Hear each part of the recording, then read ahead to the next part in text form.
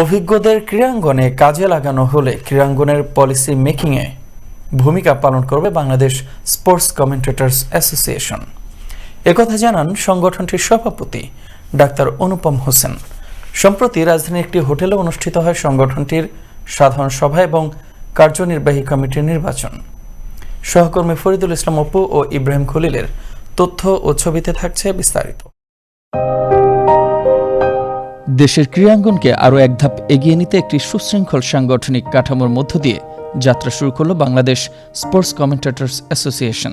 Doctor অনুপম হোসেনকে সভাপতি এবং শামসুল ইসলামকে সাধারণ সম্পাদক করে এ সংগঠনের যাত্রা শুরু।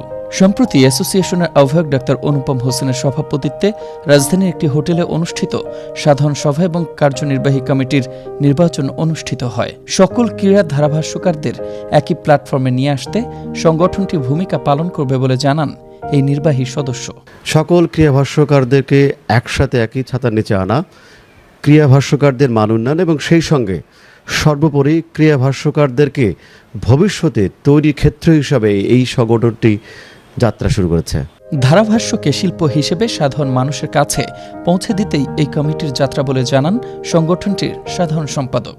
নতুন প্রজন্মের যারা ক্রীড়া ভাষ্যকার আগ্রহী বা স্পোর্টস প্রেজেন্টেশনে আসতে চায়, ওদেরকে কিভাবে সুনাগরিক হিসেবে গড়ে তোলা যায়, পর্যাপ্ত প্রশিক্ষণ ওয়ার্কশপ দিয়ে রেডি করে এই ইন্ডাস্ট্রিতে তাদেরকে নিয়ে আসতে চাই আমরা, এবং তাদের জন্য একটা অনুকূল কাজের পরিবেশ যদি আমরা সৃষ্টি করে দিতে পারি আমরা সিনিয়ররা, সেখানে আমাদের সার্থকতা। এবং ধারাভাষ্য যে একটি শিল্প, এটা সাধারণ মানুষকে বোঝানো, জানানো এবং এই মেসেজটাই আমরা জাতিকে দিতে চাই, সেজন্য আমরা সংগঠিত হয়ে। অভিজ্ঞদের ক্রীড়াঙ্গনের কাজে লাগানো হলে ক্রীড়াঙ্গনের পলিসি মেকিংয়ে ভূমিকা পালনে সংগঠনটি সহযোগিতা করতে পারবে বলে জানান ৩৫ বছরেরও বেশি সময় ধরে ক্রীড়াঙ্গনের সাথে থাকা সংগঠনটির সভাপতি ডাক্তার অনুপম হোসেন। হুট করে এসে একজন শুধুমাত্র টাকার জোরে বা পলিটিক্যাল কোনো কানেকশনের কারণে বাংলাদেশের বিভিন্ন ফেডারেশনের মেম্বার হয়ে যান এবং তাদের কথা শোনা হয়, কিন্তু আমাদেরকে একেবারেই গুরুত্ব দেওয়া হয় না।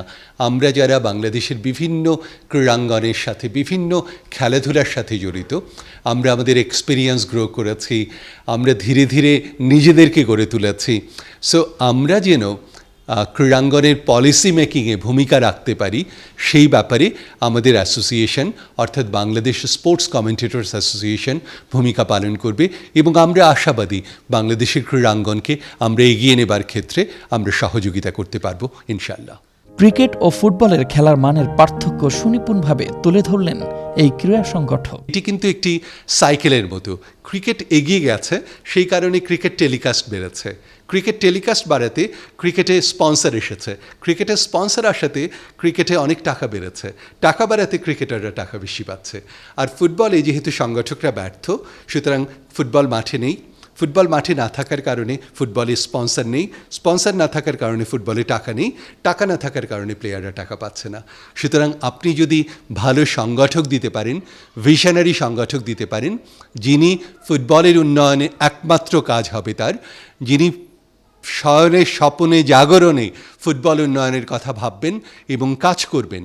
এর আগে কমিটি গঠনকালীন উপস্থিত সদস্যগণ বেতার, টেলিভিশন এবং ওটিটি প্ল্যাটফর্মে প্রচারিত ক্রীড়াধারা বর্ণনার মান নিয়ে বিশেষভাবে আলোচনা করেন এবং এসব গণমাধ্যমে মানসম্মত ক্রীড়াধারা বর্ণনা সম্প্রচারের লক্ষ্যে নিয়মিত প্রশিক্ষণ ও কর্মশালা আয়োজনের উপর গুরুত্বারোপ করেন।